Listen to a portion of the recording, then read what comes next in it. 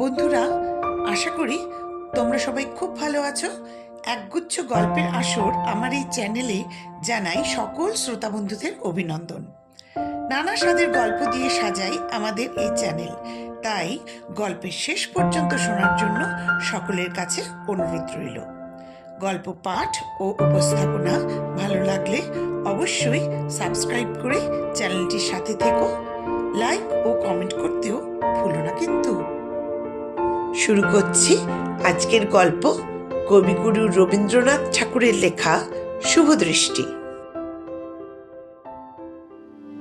কান্তিচন্দ্রের বয়স অল্প, তথাপি স্ত্রী বিয়োগের পর দ্বিতীয় স্ত্রীর অনুসন্ধানে ক্ষান্ত থাকিয়া পশুপক্ষী শিকারেই মনোনিবেশ করিয়াছেন। দীর্ঘ কৃশ কঠিন লঘু শরীর, তীক্ষ্ণ দৃষ্টি, অব্যর্থ লক্ষ্য, সাজসজ্জায় পশ্চিমী দেশীয় মতো। সঙ্গে সঙ্গে কুস্তিগির হীরা সিং, ছক্কনলাল এবং গাইয়ে বাজিয়ে খাঁ সাহেব, মিয়া সাহেব অনেক ফিরিয়া থাকে। অকর্মণ্য অনুচর পরিচরেরও অভাব নেই। 2-4 জন শিকারী বন্ধুবান্ধব লইয়া অঘ্রাণের মাঝামাঝি কান্তিচন্দ্র নই দিঘির বিলের ধারে শিকার করিতে গিয়াছেন। নদীতে 2টি বড় বোটে তাহাদের বাস। আরো গোটা 3-4 নৌকায় চাকর বাকরদের দল গ্রামের ঘাট ঘিরিয়া বসিয়া আছে। গ্রাম্যবধূদের জল তোলা, স্নান করা প্রায় বন্ধ। সমস্ত দিন বন্দুকের আওয়াজে জল স্থল কম্পমান। সন্ধ্যাবেলায় উস্তাদি গলায় তান কর্তব্যে পল্লীর নিদ্রা তন্দ্রা তিরোহিত। একদিন সকালে কান্তিচন্দ্র বোটে বসিয়া বন্দুকের চোঙ সযত্নে সহস্তে পরিষ্কার করিতেছেন। এমন সময় অনতি দূরে হাঁসের ডাক শুনিয়া চাহিয়া দেখিলেন, একটি বালিকা 2 হাতে 2টি তরুণ হাঁস বক্ষে চাপিয়া ধরিয়া ঘাটে আনিয়াছে। নদীটি ছোট, প্রায় স্রোতহীন, নানা জাতীয় শৈবালে ভরা। বালিকা হাঁস দুটিকে জলে ছাড়িয়া দিয়া একেবারে আয়ত্তের বাহিরে না যায় এইভাবে ত্রস্ত সতর্ক স্নেহে তাহাদের আগলাইবার চেষ্টা করিতেছে। এটুকু বোঝা গেল, অন্যদিন সে তাহার হাঁস জলে ছাড়িয়া দিয়া চলিয়া যাইত, কিন্তু সম্প্রতি শিকারীর ভয়ে নিশ্চিন্ত চিত্তে রাখিয়া যাইতে পারিতেছে না। মেয়েটির সৌন্দর্য নিরতিশয় নবীন, যেন বিশ্বকর্মা তাহাকে সদ্য নির্মাণ করিয়া ছাড়িয়া দিয়াছেন। বয়স ঠিক করা শক্ত, শরীরটি বিকশিত, কিন্তু মুখটি এমন কাঁচা যে সংসার কোথাও যেন তাহাকে লেশমাত্র স্পর্শ করে নাই। সে যে যৌবনে পা ফেলিয়াছে, এখনো নিজের কাছে সে খবরটি তাহার পৌঁছে নাই। কান্তিচন্দ্র ক্ষণকালের জন্য বন্দুক সাফ করায় ঢিল দিলেন। তাহার চমক লাগিয়া গেল। এমন জায়গায় এমন মুখ দেখিবেন বলিয়া কখনো আশা করেন নাই। অথচ রাজার অন্তঃপুরের চেয়ে এই জায়গাতেই এই মুখখানি মানাইয়াছিল। সোনার ফুলদানির চেয়ে গাছেই ফুলকে সাজে। সেদিন শরতের শিশিরে এবং প্রভাতের রৌদ্রে নদী তীরের বিকশিত কাশবনটি ঝলমল করিতেছিল। তাহারই মধ্যে সেই সরল নবীন মুখখানি কান্তিচন্দ্রের মুগ্ধ চক্ষে আশ্বিনের আসন্ন আগমনের একটি আনন্দ ছবি আঁকিয়া দিল। মন্দাকিনী তীরে তরুণ পার্বতী কখনো কখনো এমন হংস শিশু পক্ষে লইয়া আসিতেন। কালিদাস সে কথা লিখিতে ভুলিয়াছেন। এমন সময় হঠাৎ মেয়েটি ভীত ত্রস্ত হইয়া কাঁদো কাঁদো মুখে তাড়াতাড়ি হাঁস দুটিকে বুকে তুলিয়া লইয়া অব্যক্ত আর্তস্বরে ঘাট ত্যাগ করিয়া চলিল। কান্তিচন্দ্র কারণ সন্ধানে বাহিরে আসিয়া দেখিলেন তাহার একটি রসিক পারিষদ কৌতুক করিয়া বালিকাকে ভয় দেখাইবার জন্য হাসের দিকে ফাঁকা বন্দুক লক্ষ্য করিতেছে। কান্তিচন্দ্র পশ্চাৎ হইতে বন্দুক কাড়িয়া লইয়া হঠাৎ তাহার গালে সশব্দে প্রকাণ্ড একটি চপেটাঘাত করিলেন। অকস্মাৎ রসভঙ্গ হইয়া লোকটা সেখানে থপ করিয়া বসিয়া পড়িল। কান্তি পুনরায় কামরায় আসিয়া বন্দুক সাফ করিতে লাগিলেন। সেই দিন বেলা প্রহর 3 সময় গ্রামপথের ঘনছায়ার মধ্যে দিয়া শিকারীর দল শস্যক্ষেত্রের দিকে চলিয়াছিল। তাহাদের মধ্যে একজন বন্দুকের আওয়াজ করিয়া দিল। কিছু দূরে বাঁশঝাড়ের উপর হইতে কি একটা পাখি আহত হইয়া ঘুরিতে ঘুরিতে ভেতরের দিকে পড়িয়া গেল। কৌতূহলী কান্তিচন্দ্র পাখির সন্ধানে ঝোপ ঝাড় ভেদ করিয়া ভেতরে গিয়া দেখিলেন একটি সচ্ছল গৃহস্থ ঘর। প্রাঙ্গণে সারি সারি ধানের গোলা। পরিচ্ছন্ন বৃহৎ গোয়ালঘরের পাশে কুলগাছতলায় বসিয়া সকালবেলাকার সেই মেয়েটি একটি আহত ঘুঘু বুকের কাছে তুলিয়া উচ্ছ্বসিত হইয়া কাঁদিতেছে এবং গামলার জলে অঞ্চল ভিজাইয়া পাখির চঞ্চুপুটের মধ্যে জল নিংড়াইয়া দিতেছে। পোষা বিড়ালটা তাহার কোলের উপর 2 পা তুলিয়া ঊর্ধ্বমুখে ঘুঘুটির প্রতি উৎসুক দৃষ্টিপাত করিতেছে। বালিকা মধ্যে মধ্যে তাহার নাসিকাগ্রভাগে তর্জনী আঘাত করিয়া লুব্ধ জন্তুর অতিরিক্ত আগ্রহ দমন করিয়া দিতেছে। পল্লীর নিস্তব্ধ মধ্যাহ্নে একটি গৃহস্থ প্রাঙ্গণের সচ্ছল শান্তির মধ্যে এই করুণ ছবি এক মুহূর্তে কান্তিচন্দ্রের হৃদয়ের মধ্যে আঁকা হইয়া গেল। বিরল পল্লব গাছটির ছায়া ও রৌদ্র বালিকার ক্রোড়ের উপর আসিয়া পড়িয়াছে। অদূরে আহার পরিতৃপ্ত পরিপুষ্ট গাভী আলস্যে মাটিতে বসিয়া শৃঙ্গ ও পুচ্ছ আন্দোলনে পিঠের মাছি তাড়াইতেছে। মাঝে মাঝে বাঁশের ঝাড়ে ফিসফিস কথার মতো নূতন উত্তর বাতাসে খসখস শব্দ উঠিতেছে।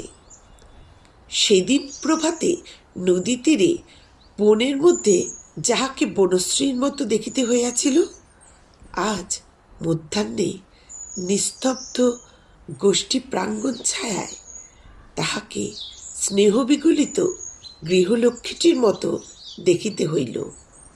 কান্তিচন্দ্র বন্দুক হস্তে হঠাৎ এই ব্যথিত বালিকার সম্মুখে আসিয়া অত্যন্ত কুণ্ঠিত হইয়া পড়িলেন। মনে হইল যেন বমাল শুদ্ধ চোর ধরা পড়িলাম। পাখিটি যে আমার গুলিতে আহত হয় নাই, কোনো প্রকারে এই কৈফিয়তটুকু দিতে ইচ্ছা হইল। কেমন করিয়া কথাটা পারিবেন ভাবিতেছেন। এমন সময় কুটির হইতে কে ডাকিল, সুধা! বালিকা যেন চমকিত হইয়া উঠিল। আবার ডাক পড়িল, সুধা! তখন সে তাড়াতাড়ি পাখিটি লইয়া কুটির মুখে চলিয়া গেল। কান্তিচন্দ্র ভাবিলেন নামটি উপযুক্ত বটে, সুধা। কান্তি তখন দলের লোকের হাতে বন্দুক রাখিয়া সদর পথ দিয়া সেই কুটিরের দ্বারে আসিয়া উপস্থিত হইলেন। দেখিলেন একটি প্রৌঢ়বয়স্ক মুণ্ডিত মুখ শান্ত মূর্তি ব্রাহ্মণ দাওয়ায় বসিয়া হরিভক্তি বিলাস পাঠ করিতেছেন। ভক্তিমণ্ডিত তাহার মুখের সুগভীর স্নিগ্ধ প্রশান্ত ভাবের সহিত কান্তিচন্দ্র সেই বালিকার দয়াদ্র মুখের সাদৃশ্য অনুভব করিলেন। কান্তি তাহাকে নমস্কার করিয়া কহিলেন, তৃষ্ণা পাইয়াছে ঠাকুর, এক ঘটি জল পাইতে পারি কি?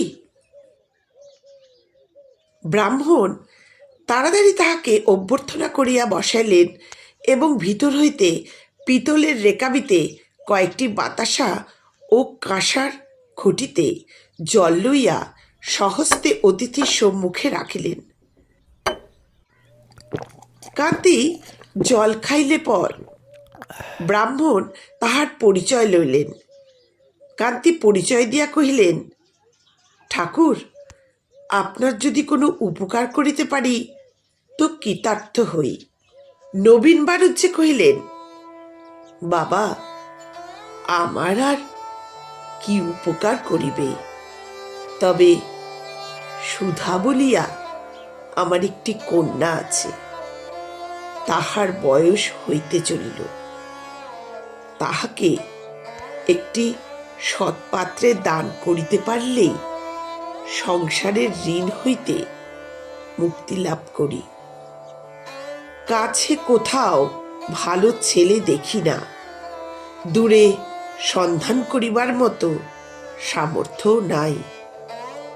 ঘরে গোপীনাথের বিগ্রহ আছে, তাহাকে ফেলিয়া কোথাও যাই নাই। কান্তি কহিলেন, আপনি নৌকায় আমার সহিত সাক্ষাৎ করিলে পাত্র সম্বন্ধে আলোচনা করিব। এদিকে কান্তির প্রেরিত চরগণ বন্দ্যোপাধ্যায়ের কন্যা সুধার কথা যাহাকেই জিজ্ঞাসা করিল, সকলেই এক বাক্যে কহিল, এমন লক্ষ্মী স্বভাবা কন্যা আর হয় না। পরদিন নবীন বোটে উপস্থিত হইলে কান্তি তাহাকে ভূমিষ্ঠ হইয়া প্রণাম করিলেন এবং জানাইলেন তিনি ব্রাহ্মণের কন্যাকে বিবাহ করিতে ইচ্ছুক আছেন। ব্রাহ্মণ এই অভাবনীয় সৌভাগ্যে রুদ্ধ কণ্ঠে কিছুক্ষণ কথাই কইতে পারিলেন না। মনে করিলেন কিছু একটা ভ্রম হইয়াছে।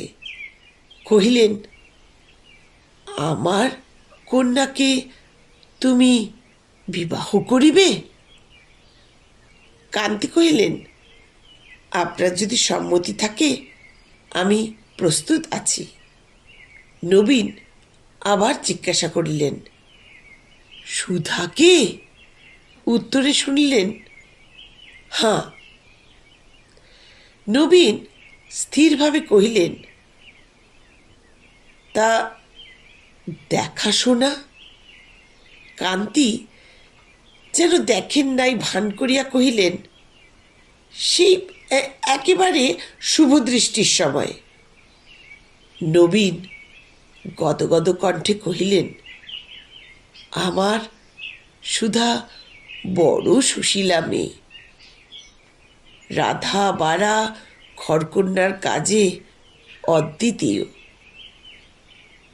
তুমি যেমন না দেখিয়াই তাহাকে বিবাহ করিতে প্রস্তুত হইয়াছ, তেমনি আশীর্বাদ করি আমার সুধা পতিব্রতা সতীলক্ষ্মী হইয়া চিরকাল তোমার মঙ্গল করুক, কখনো মুহূর্তের জন্য তোমার পরিতাপের কারণ না ঘটুক। কান্তি আর বিলম্ব করিতে চাইলেন না। মাঘ মাসেই বিবাহ স্থির হইয়া গেল।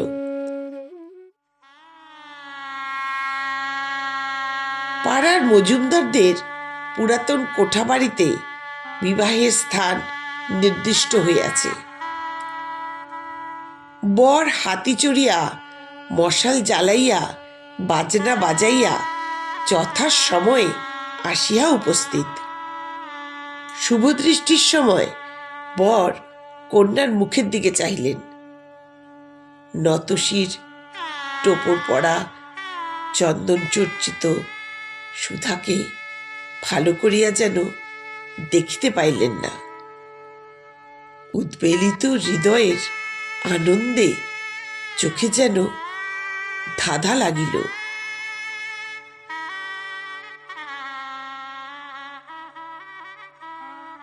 বাসর ঘরে পাড়ার সরকারি ঠান্দিদি যখন বরকে দিয়া জোর করিয়া মেয়ের ঘোমটা খোলাইয়া দিলেন, তখন কান্তি হঠাৎ চমকিয়া উঠিলেন। এই তো সেই মেয়ে নয়। হঠাৎ বুকের কাছে হইতে একটা কালো বজ্র উঠিয়া তাহার মস্তিষ্ককে যেন আঘাত করিল।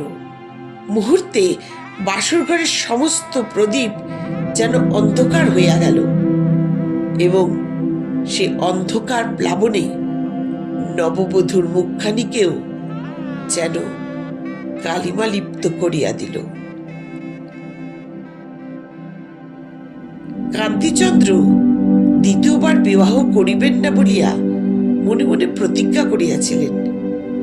সেই প্রতিজ্ঞা কি এমনি একটা অদ্ভুত পরিহাসে অদৃষ্ট তুড়ি দিয়া ভাঙিয়া দিল?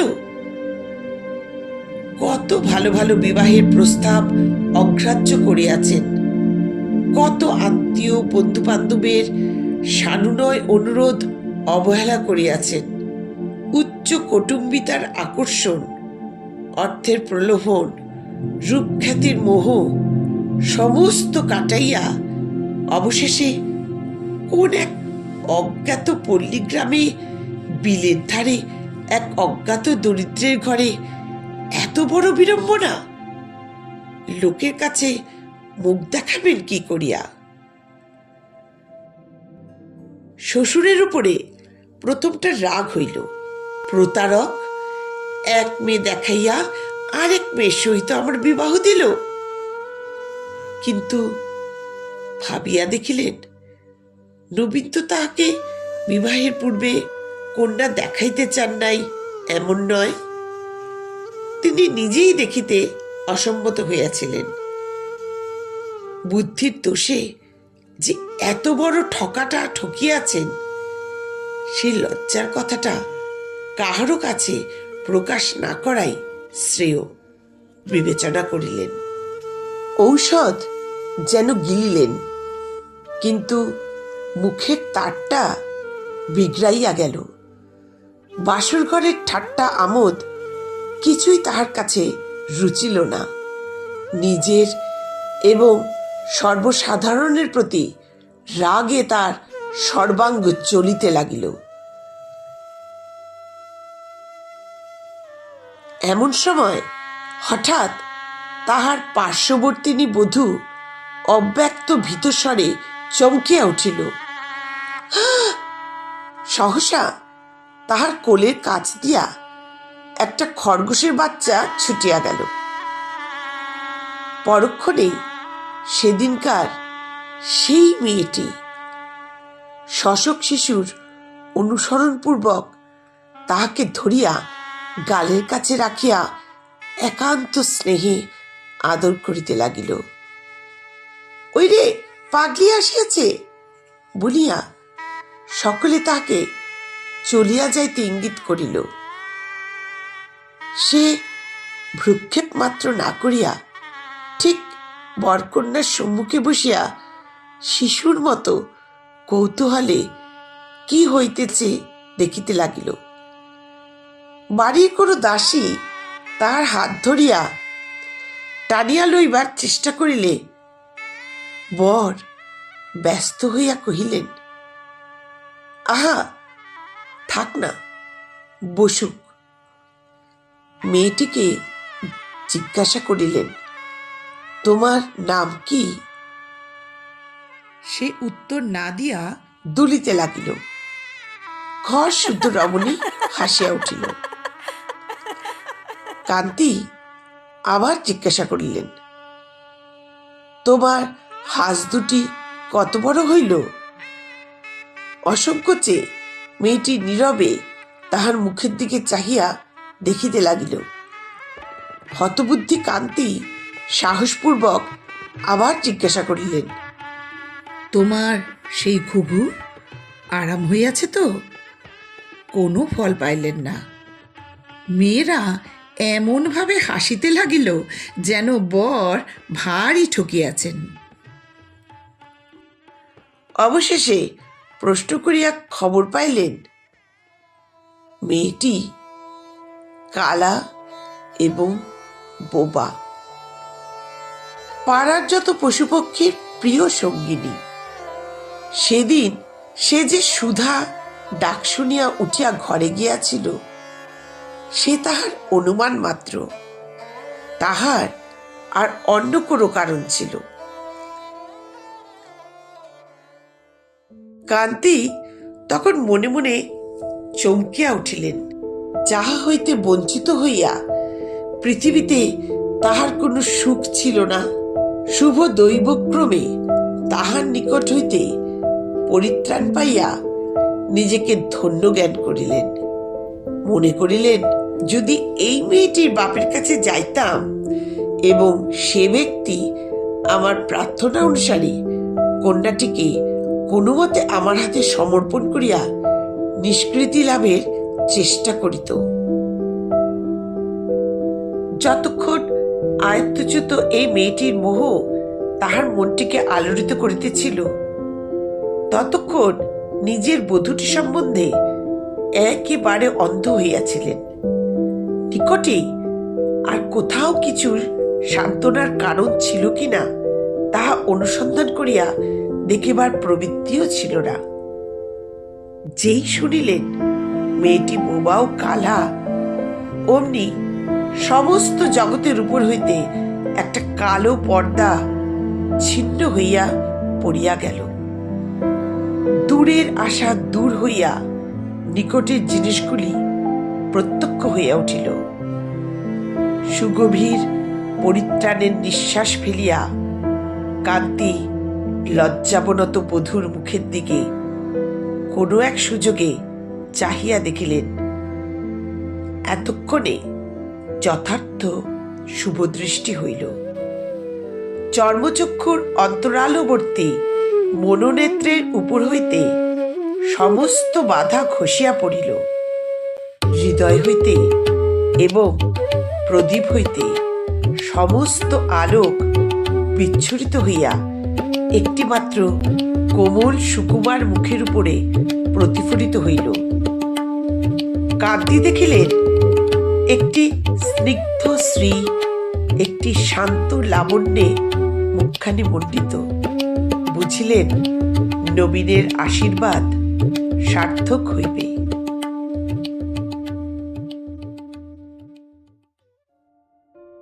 আজকের গল্প এখানেই শেষ হলো। গল্প পাঠ যদি ভালো লাগে অবশ্যই লাইক করে দিও।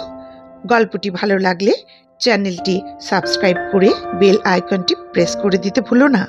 তাহলে আমার পরবর্তী গল্পের নোটিফিকেশন তোমাদের কাছে পৌঁছে যাবে সবার আগে। ঈশ্বরের কাছে সকলের সুস্থতা কামনা করে আজকের মতো বিদায় নিচ্ছি। সেই সঙ্গে খুব তাড়াতাড়ি ফিরে আসছি নতুন গল্প নিয়ে।